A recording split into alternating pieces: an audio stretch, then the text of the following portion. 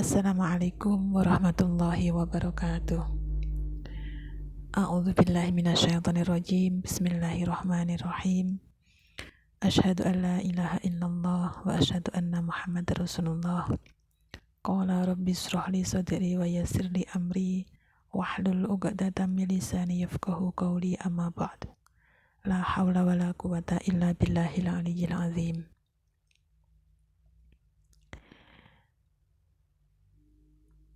Kepada para pemirsa yang berbahagia, dan semoga selalu mendapatkan rahmat dan hidayah Allah Subhanahu wa Ta'ala, dan selalu mendapatkan keselamatan fid dunya wal akhirah. Amin ya rabbal alamin.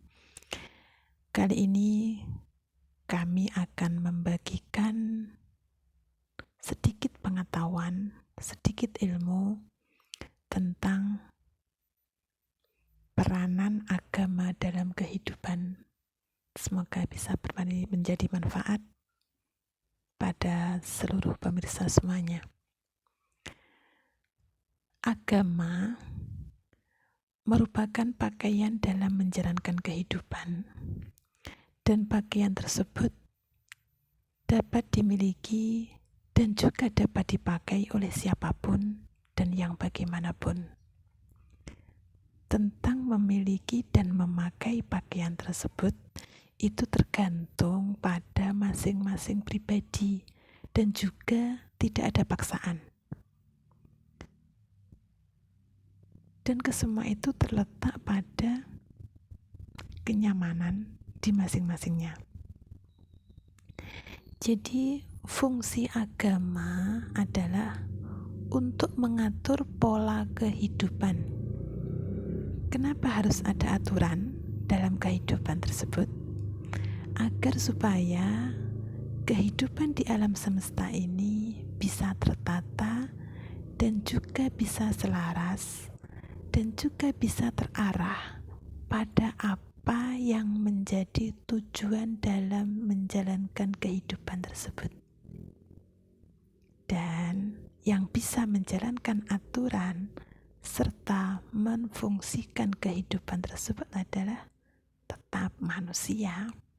Jadi kesemua peranan ada di manusianya. Jadi agama itu terlahir dari kesepakatan manusia. Dan terjadinya kesepakatan tersebut disebabkan karena di antara golongan manusia-manusia tersebut ada di salah satunya yang mendapatkan petunjuk atau wangsit, atau bisa istilahnya wangsit ya, atau juga bisa disebut ilham. Apapun bisa deh, pokoknya yang itu berbau wangsit, ilham, petunjuk. Itu kalau di bahasa kita kan berbeda-beda, kan beda daerah kan beda bahasa. Yang mana petunjuk-petunjuk tersebut itu dapat dijadikan pedoman dalam menjalankan kehidupan yang apa dan bagaimana yang seharusnya dalam menjalankannya tersebut. Karena petunjuk-petunjuk atau ilham-ilham tersebut hanya bisa diperoleh oleh manusia-manusia tertentu yang memang mempunyai pancaran-pancaran khusus atau signal yang kuat pada alam semesta ini. Jadi tidak heran jika dalam mendapatkan ilham atau wangsit tersebut itu tidak sama dalam segi penyampaian, dalam segi bahasa, tata cara, tetapi mempunyai tujuan yang sama, karena kesemuanya itu berasal dari tunggal dan untuk menuju pada muara yang tunggal pula. Jadi sebenarnya semua itu sama. Istilahnya bisa semua itu mempunyai kebenaran, tetapi tidak boleh merasa yang paling benar, gitu aja loh. Gitu aja. Karena semua itu memang ada petunjuknya.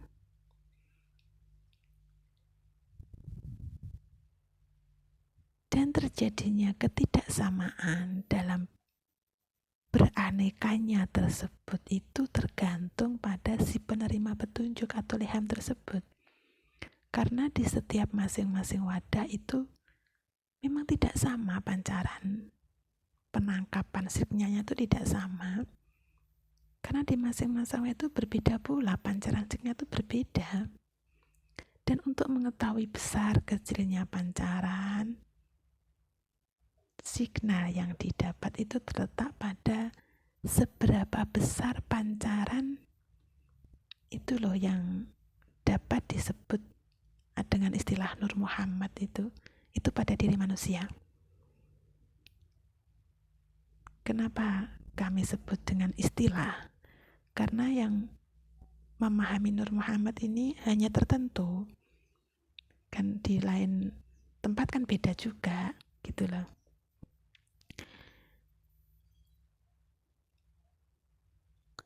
Karena yang disebut dengan istilah Nur Muhammad ini memiliki cara kerja tersendiri. Jadi, tetapi untuk pembahasan saat ini bukan mengarah pada Nur Muhammad ya. Dah ini dipending dulu untuk pembahasan ini. Kita kembali ke pembahasan tentang agama.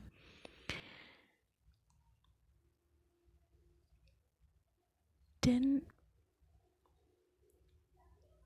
oleh sebab itulah dari zaman ke zaman itu berbeda nama-nama, tata cara dalam pelaksanaan itu berbeda.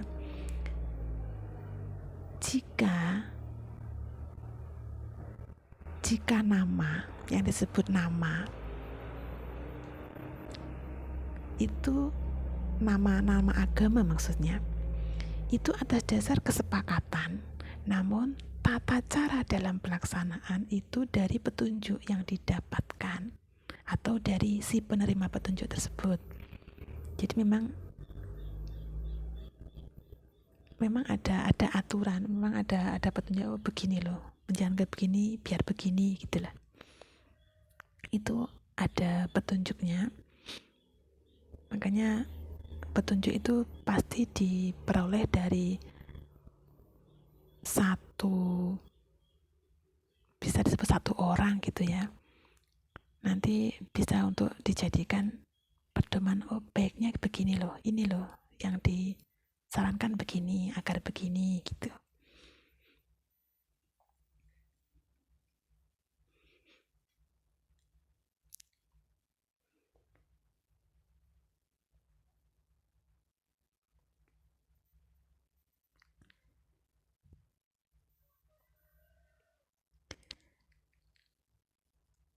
Jadi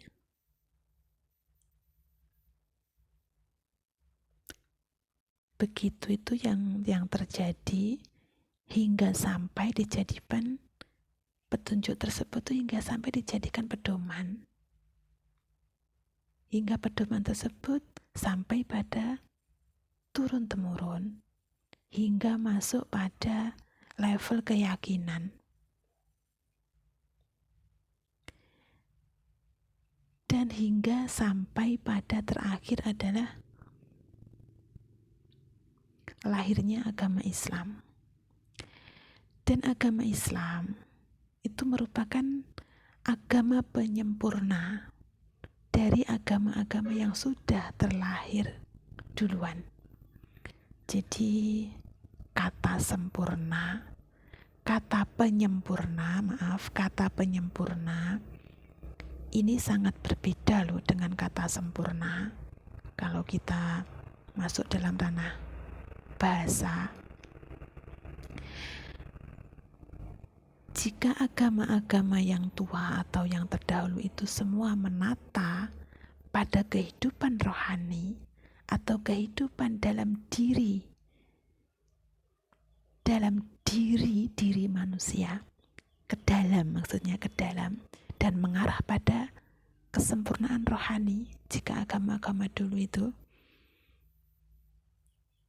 Namun jika agama Islam itu sebagai agama penyempurna, itu mengarah pada tatanan kehidupan jasmani atau bersifat zahir, dan mengarah pada husnul khotimahnya manusia.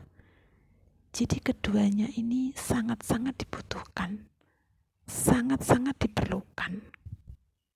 Di antara keduanya tidak bisa dipisahkan antara kehidupan jasmani dan kehidupan rohani. Karena sama-sama dibutuhkan dalam menjalankan kehidupan di alam semesta ini. Ini sangat-sangat diperlukan. Jadi, maka dari itulah kenapa semuanya sangat dibutuhkan. Kalau memang menginginkan kafah ya, kafah sebagai Islam kafah itu memang ya dari bagian dalam sampai ke keluar, kehidupan dalam dan kehidupan luar, kehidupan rohani dan kehidupan jasmani itu harus ada. Tapi kalau masih di sisi dalamnya atau di sisi luarnya itu ya belum, yang disebut belum kafah, ya masih gunjing, belum imbang gitulah. Jadi jika di antara kesemuanya, antara kehidupan jasmani dan rohani, atau bisa dibalik kehidupan rohani atau jasmani ini sudah bisa terbaurkan, sudah bisa terseimbangkan, maka kehidupan yang rahmatan lil alamin bisa terwujud. Apa yang disebut rahmatan lil alamin yang sesungguhnya. Karena kesemuanya itu memiliki tujuan yang sama, yaitu untuk menggapai kehidupan yang rahmatan lil alamin. Agar bisa mengetahui apa toh rahmatan lil alamin yang sesungguhnya, bagaimana toh, atau bisa disebut dengan ya merdeka yang sungguhnya, bisa disebut itu.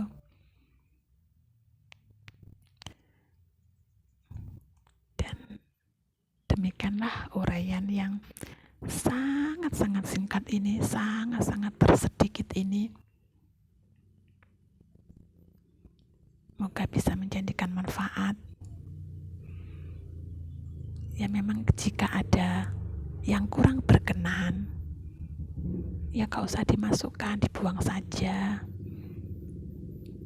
Jika memang bermanfaat, ambil dan dipelajari, karena yang bisa memfungsikan hanyalah kita sebagai manusia ini, yang bisa menjalankan, yang bisa memfungsikan apa dan bagaimana yang seharusnya ya kita ini. Semoga bisa bermanfaat. Ada kurang lebihnya minta maaf.